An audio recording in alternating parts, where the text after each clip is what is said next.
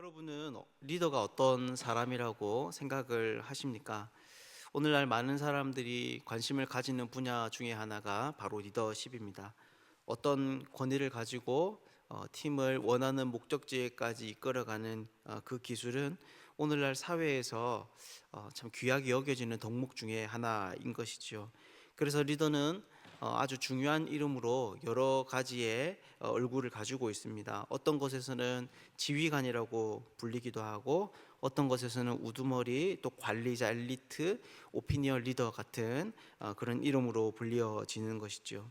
그리고 사람들은 그런 리더가 되기 위해서 참 많은 노력을 합니다. 열심히 공부를 하고 자신의 성과를 쌓고 사람들의 인정을 받아가면서 자신이 이런 자리에 합당한 사람이다라고 하는 것을 끊임없이 증명하고 싶어 하는 것이죠. 그리고 실제 이런 직위를 얻게 되면 사람들은 정말 리더처럼 행동하게 됩니다. 하지만 성경에서는 하나님이 세우신 리더는 그런 사람들만을 의미하는 것은 아니라고 이야기합니다. 하나님이 인정하시는 리더는 세상에서 말하는 그 리더와의, 보편적으로 말하는 그 리더와 큰 차이가 있는 것이죠. 그렇다면 성경에서는 어떤 사람들을 리더라고 이야기를 하는 걸까요? 이 세상에서 과연 하나님이 인정하시는 리더는 누구를 의미하는 것일까요?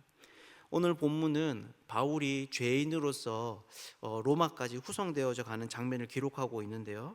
여기에는 세상에서 말하는 리더와 또 하나님이 세우시는 그 리더가 대조적으로 나타나고 있습니다. 그래서 오늘 이런 질문을 가지고 본문을 함께 좀 살펴보도록 하겠습니다. 먼저 세상의 리더의 얼굴을 가지고 있는 사람은 백부장이라는 사람입니다. 먼저 1절을 보면 이 백부장은 당시 이스라엘에 파견받았던 베스도라고 하는 총독으로부터 죄수 몇 사람을 로마로 압송할 수 있는 권한을 위임받습니다. 즉 총책임자로서 그는 이 무리를 로마까지 데려가야 했던 것이죠. 그래서 오늘 그가 하는 이 행동들을 살펴보면 자신의 직책에 맞는 일들을 잘 수행하고 있는 것을 볼 수 있습니다. 우선 3절을 보면 배가 시돈에 도착을 하자 그는 이 바울로 하여금 친구들을 만날 수 있도록 허락을 해 줍니다.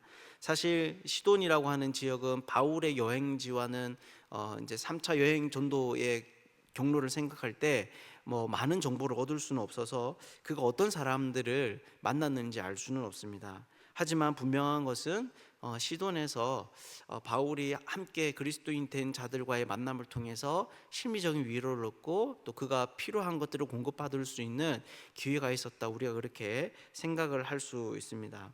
그런데 이런 것이 여러분 어떤 것이라는 말입니까? 당연한 것이 아니라는 거죠. 바로 백부장의 율리오의 허락이 있어야지만 가능한 일이라는 것입니다. 즉 백부장은 자신의 권한을 가지고 바울의 자유까지 결정할 수 있음을 알고 그에게 때로는 은혜를 베푸는 어떤 자비로운 리더로 그려지고 있습니다.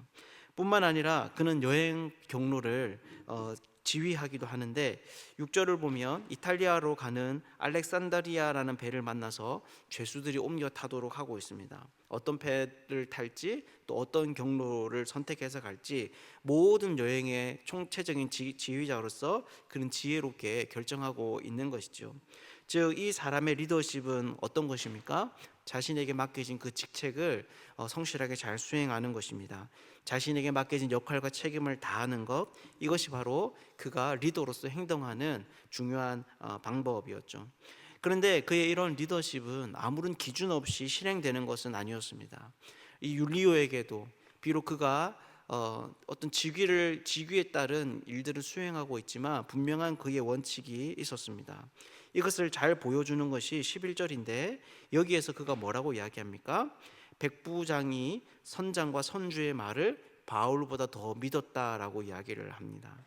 바울 일행이 지금 옮겨 타게 된 이 배는 사실 앞으로 그 이후의 여정이 쉽지는 않았습니다. 이전보다 풍랑이 거세었는데 앞으로 그 큰 어려움이 예상이 되었던 것이죠. 그래서 이 백부장은 대안을 찾아야 했습니다. 평상시와는 다른 방법으로 이 문제를 해결해 가야 되는 그런 필요가 있었던 거죠. 그래서 주변의 사람들이 이 문제를 해결하기 위해서 함께 힘을 모으기 위해서 여러 가지 이야기를 하는데, 그 대표적인 한 사람이 바울이고 또 다른 한 부류가 선장과 선주입니다. 하지만 이때 백부장은 선장과 선주의 이야기를 더 믿습니다. 왜 그렇겠습니까? 사실 이들이 자기가 볼 때 바다에서 바울보다 훨씬 더 많은 경험을 가지고 있기 때문입니다. 더 전문적인 것이라는 판단이 이 백부장 가운데 들었던 것이죠. 그리고 이런 이야기는 이후에 더 많은 사람들의 지지를 얻었다라고 이야기를 하고 있습니다. 그러니 오늘 본문에서 백부장은 어떻게 자신의 리더십을 수행하고 있습니까? 직책을 따라서 성실히 수행하는데, 그냥 그것은 뭐 내 마음을 내키는 대로 하는 것이 아니었습니다. 분명히 그 기반에는 경험이라고 하는 가치와 또 다수의 의견에 대한 존중이 깔려져 있었습니다. 즉 오늘날 사람들이 우리가 생각할 때에도 합리적이라고 말할 수 있는 경험, 우리가 중요한 가치를 부여하는 그 경험과 다수의 원리가 그의 리더십에 큰 영향을 끼치고 있었다라고 하는 것이죠. 그래서 오늘 본문의 이야기를 보면 그는 꽤나 좋은 리더라는 것을 알 수 있습니다. 때로는 아량을 베풀 줄도 알고, 때로는 합리적인 원칙을 따라 행하는 모습은 특히 그의 일이 관료적인 것을 생각할 때에 참 잘 어울리는 것 같습니다. 그런데 이때 뜻밖의 일이 발생합니다.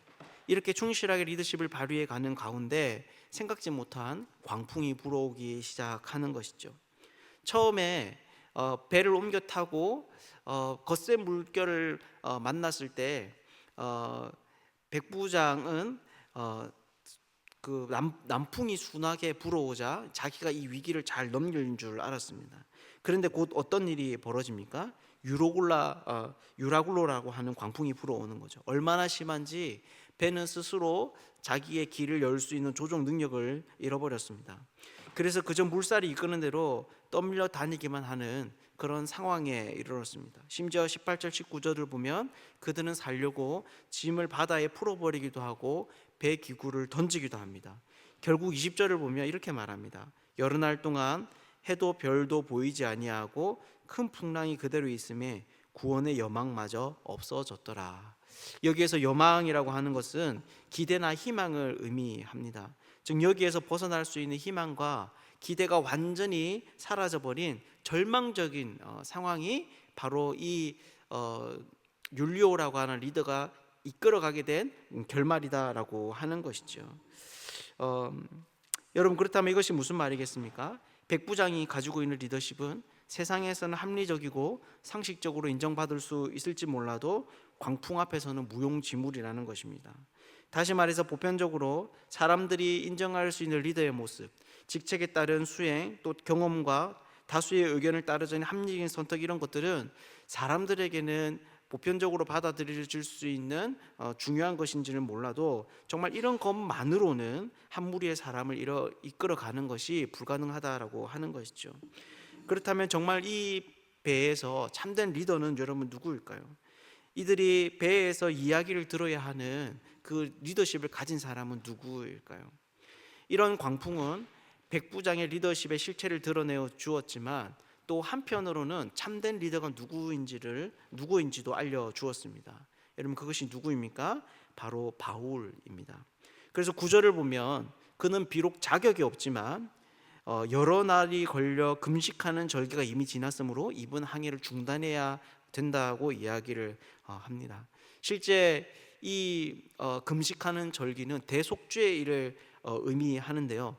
이때 그 당시의 지중해에서는 9월에서 11월 초에 해당하는 이 기간에 배를 운행하는 것을 위험스러운 것으로 여겼다라고 이야기를 합니다. 즉 바울은 비록 죄수의 신분이었지만 주변의 상황을 침착하게 돌아볼 줄 알았고, 그에 따라 이 여정이 앞으로 어떤 일들이 벌어질 것인지에 대해서 바르게 예측하고 바른 방식이 무엇인지 제안할 수 있었다라고 하는 것이죠. 그래서 만약 이들이 바울의 이야기를 들었다면 이런 생명을 잃어버릴 것 같은 위험에 빠지지 않아도 되었던 것입니다. 즉 풍랑은 이 배에서 정말 리더로서의 역할을 할 수 있는 사람이 누구인지를 우리에게 보여주고 있습니다. 그래서 오늘 본문의 바로 다음의 이야기를 살펴보면 여러분 어떤 이야기가 등장합니까? 바로 지도자의 교체가 일어납니다. 분명히 오늘 본문에서는 백부장이 직책을 가지고 권한을 가지고 자신의 리더로서의 역할들을 감당하고 있지만 이후에 배가 큰 어려움을 겪게 되자 바울이 눈에 띄는 리더로서의 자기 역할들을 감당하게 되는 것이죠. 사랑하는 여러분, 그렇다면 이것이 우리에게 알려주는 것이 무엇이겠습니까? 바로 오늘날 이 세상에서도 참된 리더는 이 백부장과 같이 직책을 가지고 상식적이고 합리적으로 행할 수 있는 사람이 아니라는 것입니다. 바울과 같은 사람들이 정말 하나님께서 세우시고 인정하시는 그런 리더일 수 있다라는 것이죠. 여러분, 그렇다면 이런 사람이 어떤 사람이겠습니까? 지금 바울은 하나님의 부름을 따라 선교 사역을 위해 길을 떠나는 중입니다. 그리고 또한 그 다음 문맥에 나오는 대로 하나님의 뜻을 밝혀 말해줄 수 있는 그런 사람입니다. 즉 하나님의 뜻대로 행하고 하나님의 뜻을 알려줄 수 있는 사람, 즉 교회와 성도 한 사람 한 사람이 바로 이 세상에서 하나님이 세우신 진정한 리더라고 하는 것이죠. 다시 말해서 이 세상은 교회의 말을 들을 때, 성도들이 입에서 흘러나오는 하나님의 뜻에 대한 이야기를 들을 때 그들의 생명을 보존할 수 있다는 것입니다. 이것이 분명 평소에는 드러나지 않을 수 있습니다. 하지만 정말 사람의 상식과 사람의 합력으로도 해결할 수 없는 어려움을 만나게 될 때, 그때서는 정말 하나님과 함께하는 사람이 리더다라고 하는 것이 분명하게 드러나게 되는 것이죠. 사랑하는 여러분, 여러분들은 어떻습니까? 여러분들은 정말 우리들이야말로, 성도들이야말로 이 세상에 하나님이 인정하시고 세우신 리더라고 하는 것을 여러분 알고 있습니까? 하나님은 가방끈이 긴 사람들만을 리더로 세우지 않습니다. 하나님의 경험이 많고 전문적인 지식을 갖추고 많은 사람들의 지지를 얻는 그런 사람들만을 리더로 인정하지는 않습니다. 물론 그런 사람들을 사용하시기도 합니다. 유용하게 귀하게 여기시기도 합니다. 하지만 좀 더 근본적으로 하나님께서는 세상으로부터 받아들여지지 못하는 것 같다고 하더라도 오직 하나님의 뜻을 알고 그 뜻을 수행할 수 있는 그런 사람들을 리더로 세우시는 것이죠. 이 사람들이야말로 이 세상에 생명을 얻는 그 구원의 길이 무엇인지, 그리고 이 사람들이야말로 우리가 어떻게 해야, 이 세상이 어떻게 해야 구원을 얻을 수 있는지를 이 리더를 통하여서, 성도를 통해서 우리가 알 수 있다라고 하는 것입니다. 오늘 하루도 우리가 주어진 삶의 현장 가운데서 우리가 이 사실을 꼭 기억할 수 있으면 좋겠습니다. 그래서 현재 내가 어떤 모습으로 살아가든지, 심지어 바울처럼 죄수의 입장에 놓이는 같은 상황 속에서도 리더로서 말하고 행동할 수 있는 그런 사람들이 되면 좋겠습니다. 오늘 하루도 우리들을 통해서 우리 주변에 있는 사람들 가운데 하나님의 뜻이 드러날 수 있는 복된 은혜가 있기를 주님의 이름으로 축복합니다. 함께 기도하겠습니다.